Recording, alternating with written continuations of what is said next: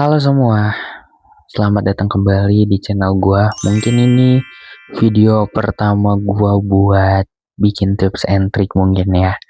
Nah, kali ini gua mau bikin konten tentang wawancara. Karena mungkin banyak orang yang sedang merasakan atau nantinya bakal merasakan. Dan ini pun menurut dari pengalaman pribadi gue aja, karena gue mau membagikan pengalaman selama gue wawancara. Dan kebetulan selama 1 bulan ini gue gak full banget ya buat wawancara, tapi kurang lebih gue 10 kali buat wawancara. Nah, mungkin ya saat hal yang pertama yang dipersiapin menurut gue bukan hanya dari segi kayak kita ngafalin kayak perusahaan atau wawancara yang nantinya atau yang ingin kita ambil gitu. Tapi kita harus bisa meyakinkan seseorang meskipun kayak kita dilihat kita nggak punya pengalaman atau kita belum bekerja lah ibaratnya. Tapi kalau kita dengan gestur yang baik, terus tutur kata yang jelas, mungkin orang yang mewawancara kita itu dapat kayak feel-nya, oh orang ini tuh punya peranan yang sangat besar loh. Meskipun kayak belum terlihat gitu. Kayak lo baru pertama kali gue lihat lo, cuman lo bisa ngeyakinin buat diri gue dan perusahaan gue. Nah, ibaratnya kayak gitu. Nah, dari sini tuh kayak gue belajar kayak wawancara bukan sekedar menghafal dari segi pertanyaan atau bagaimana ya. Dan emang ya kalau misalkan pertama kali buat wawancara itu pasti panik, ya kan? Dan cuman gimana caranya kita bisa mengekspresikan diri kita agar bisa rileks, bisa santai, dan menjawab dengan artikulasi yang jelas, terus bisa dengan yang gak bertele-tele jawabannya. Nah, sebenarnya simpel. Gue memiliki 3 pelajaran yang gue dapetin selama gue mengikuti wawancara. Yang pertama itu, persiapan itu sangat penting.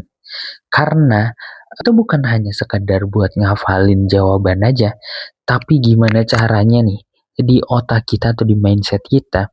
Kalau ditanya A, ya kaitannya sama A. Jangan sampai ditanya A tapi kaitannya tuh yang lain hal gitu. Jangan sampai kayak gitu.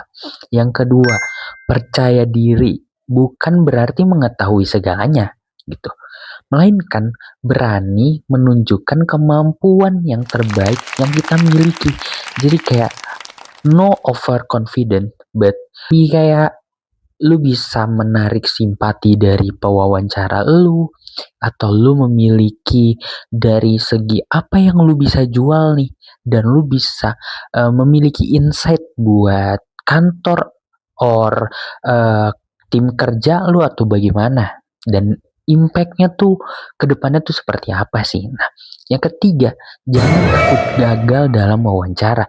Karena ya, dari banyaknya orang yang menurut gua itu sangat-sangat, kalau kita udah bermindset kayak aduh gua gugup, apa gua gak usah wawancara ya, itu satu hal yang mungkin itu gue sering banget kayak gue bilang, apa gue gak usah wawancara ya, apa gue gak perlu wawancara kali ya. Itu pasti overthinking terus, kayak gue takut banget gagal, gue nantinya gimana ya kalau gue misalkan habis wawancara gue ditolak. Itu hal yang bikin kita jadi kepikiran banget. Menurut gue ya, dengan santai, meskipun kita harus menerima dengan lapang dada ya, tapi setidaknya kalau kita sudah mencoba, kita mengetahui yang sebelumnya kita belum tahu nih. Tapi karena kita sudah mencoba, gue akuin orang yang meskipun dalam dirinya dia gak percaya diri, tapi setelah buat melaksanakan kayak wawancara, pasti hatinya plong. Karena kenapa? Karena dari jiwa raganya sudah melakukan hal yang terbaik. Mungkin bagi teman-teman yang sedang menunggu dari panggilan wawancara, bahkan baru saja nih buat wawancara. Yang pertama ya kegagalan pasti mikir buat gagal pasti boleh, nggak ada salahnya. Cuman jangan menyerah karena setiap pengalaman akan menjadi bekal yang berharga untuk kesempatan berikutnya.